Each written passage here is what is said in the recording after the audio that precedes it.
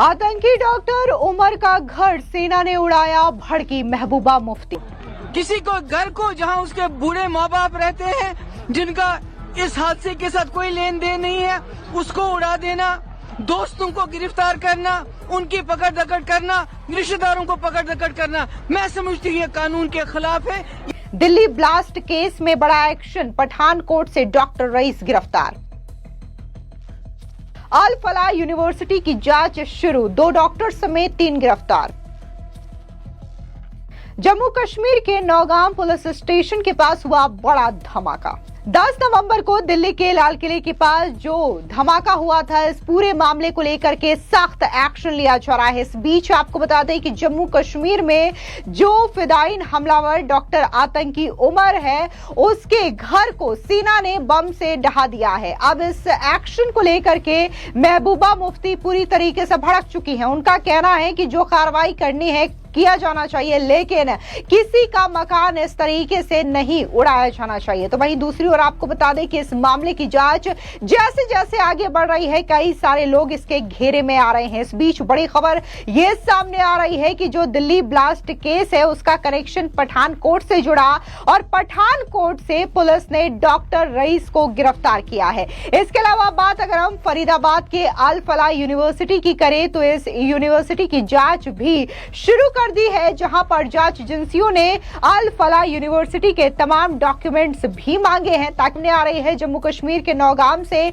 जहां पर police station में बड़ा धमाका हो गया है। दरअसल आपको बता दें कि जो भारी मात्रा में फरीदाबाद से विस्फोटक इकट्ठे किए गए थे, इस विस्फोटक की सैंपलिंग की जा रही थी, जांच की जा रही थी, तभी ये बड़ा धमाका हुआ है। और इसको लेकर के गृह मंत्रालय का बयान भी सामने आया है, जहां पर उनका कहना है कि ये जो धमाका है वो एक्सीडेंटली हुआ है। दरअसल आपको बता दें कि महबूबा मुफ्ती ने जिस तरीके से इस पूरे मामले को लेकर के रिएक्शन दिया, उनका कहना है कि सेना ने जिस तरीके से उनके घर को गिराया है, ये ठीक नहीं है। भले ही दिल्ली में जो ब्लास्ट हुआ है, इस मामले में जितने लोग शामिल हैं, उनके खिलाफ कड़ी कार्रवाई लेनी चाहिए, लेकिन इस तरीके की कार्रवाई नहीं होनी चाहिए। जिससे हाल ही में दिल्ली में सानिया हुआ, जिसमें कई लोगों की जानें गई और पूरे मुल्क के हालात जो हैं सोगवार हैं। उसका नतीजा ये निकला कि आज बिलखुसूस कश्मीर में छापे पड़ रहे हैं। हम इसके खिलाफ नहीं है कि जो उसमें मुलव्वस थे उनके खिलाफ आप एक्शन लीजिए, मगर उन लोगों के दोस्त, अहबाब, माँ बाप, भाई बहन, जिस तरह पकड़ दकड़ का माहौल है, बिलखुसूस वादी कश्मीर में एक डर और खौफ पैदा हुआ है। तो मैं उम्मीद करती हूं कि अमित शाह साहब ने ये कहा था कि कानून अपनी कार्रवाई करेगा और सख्त कार्रवाई करेगा। हम भी चाहते हैं सख्त कार्रवाई हो, पर कानून के मुताबिक हो। किसी को घर को जहां उसके बूढ़े माँ बाप रहते हैं, जिनका इस हादसे के साथ कोई लेन देन नहीं है, उसको उड़ा देना, दोस्तों को गिरफ्तार करना, उनकी पकड़ दकड़ करना, रिश्तेदारों को पकड़ दकड़ करना, मैं समझती हूँ ये कानून के खिलाफ है, ये नहीं होना चाहिए। Thank you so much. वहीं दूसरी ओर आपको बता दें कि श्रीनगर के नौगाम थाने में धमाके ने सबको हिला करके रख दिया है। इसमें 12 लोगों की मौत हो गई है और 27 अन्य घायल बताए जा रहे हैं। अधिकारियों ने शनिवार को बताया कि यह धमाका उस समय हुआ जब व्हाइट कॉलर या फरीदाबाद टेरर मॉड्यूल मामले में जब्त किए गए विस्फोटकों के बड़े भंडार के नमूने निकाले जा रहे थे। आपको बता दें कि नौगाम धमाके पर गृह मंत्रालय ने भी जानकारी दी है। ज्वाइंट सेक्रेटरी प्रशांत लोखंडे ने क्या कुछ इस मामले में कहा है, सुनिए। जय हिंद। कल दिनांक 14 नवंबर की रात 11:20 पर एक दुर्भाग्यपूर्ण घटना में जम्मू कश्मीर के नौगाम पुलिस स्टेशन के अंदर एक बड़ा विस्फोट हुआ। नौगाम पुलिस स्टेशन ने हाल ही में एक पोस्टर से लिए गए लीड के आधार पर एक बड़े आतंकी मॉड्यूल का पर्दाफाश किया था। नौगाम पुलिस स्टेशन की इस एफआईआर संख्या 162/2025 की जांच के दौरान विस्फोटक पदार्थों और रसायनों का एक बड़ा जखीरा बरामद किया गया था। बरामद किए गए विस्फोटकों को लाकर पुलिस स्टेशन नौगाम के खुले क्षेत्र में सुरक्षित रूप से रखा गया था। जांच में शामिल सभी एजेंसियां समन्वित और वैज्ञानिक तरीके से एक साथ काम कर रही है। निर्धारित प्रक्रिया के तहत बरामदित रासायनिक विस्फोटक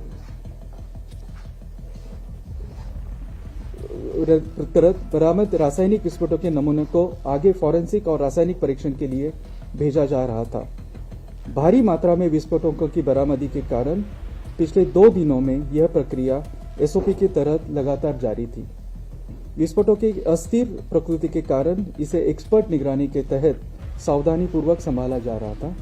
हालांकि उसी के दौरान 14 नवंबर 2025 यानी कि कल रात को लगभग 11:20 बजे अचानक एक्सीडेंटल विस्फोट हुआ। इस दुर्भाग्यपूर्ण घटना में 9 लोगों की मृत्यु हो गई और 27 पुलिसकर्मी, 2 राजस्व अधिकारी और 3 नागरिक घायल हुए। घायलों को तुरंत चिकित्सा उपचार के लिए भेजा गया है। पुलिस स्टेशन की बिल्डिंग को गंभीर क्षति पहुंची है। इसके अलावा आसपास की इमारतें भी क्षतिग्रस्त हुई हैं।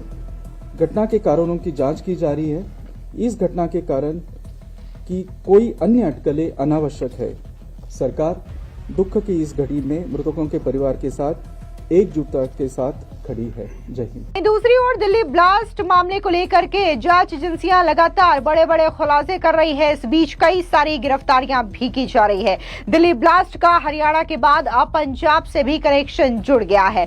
पठानकोट के मामून कैंट में काम करने वाले एक डॉक्टर रईस अहमद भट्ट को इंटेलिजेंस ब्यूरो के इनपुट पर गिरफ्तार किया गया है। सूत्रों के मुताबिक दिल्ली धमाके के सिलसिले में ये गिरफ्तारी को अंजाम दिया गया है। डॉक्टर की पहचान रईस अहमद भट्ट निवासी अनंतनाग के तौर पर हुई है। 45 वर्षीय Bhatt army area Mamun Cantt के पास बने व्हाइट मेडिकल कॉलेज में भी काम कर रहे थे और इसके अलावा वो 3 साल से वहां पर पढ़ा भी रहा था। आपको बता दें कि दिल्ली ब्लास्ट मामले में सुरक्षा एजेंसियों ने अल फलाह यूनिवर्सिटी की जांच शुरू कर दी है। जांच एजेंसियों ने अल फलाह यूनिवर्सिटी से 2019 से अब तक के रिकॉर्ड मांगे हैं। फंडिंग की जांच होगी। 22 डॉक्टर इसकी रडार पर है। इसके अलावा सुरक्षा एजेंसियों ने गुरुवार रात को मेवात के 3 डॉक्टर्स को कल रात हिरासत में लिया है। उनसे पूछताछ की जा रही है। ये तीनों अल फलाह यूनिवर्सिटी से जुड़े हुए हैं। इसके अलावा 22 डॉक्टर सुरक्षा एजेंसियों की रडार पर है। बता दें कि हरियाणा के फरीदाबाद में शनिवार को पुलिस मस्जिदों की चेकिंग भी कर रही है। इमामों से पूछताछ कर उनका वेरिफिकेशन भी किया गया। कॉलोनियों में सर्च ऑपरेशन चला करके खास तौर पर जम्मू कश्मीर से ताल्लुक रखने वालों के घरों की तलाशी भी ली गई। लोगों को संदिग्ध गतिविधियों की जानकारी देने के लिए जागरूक भी किया जा रहा है। आपको बता दें कि दिल्ली ब्लास्ट के तार जुड़ने के बाद पकड़ी गई फरीदाबाद की अल फलाह यूनिवर्सिटी की डॉक्टर शाहीन सईद देश में धमाकों को अंजाम देने के बाद देश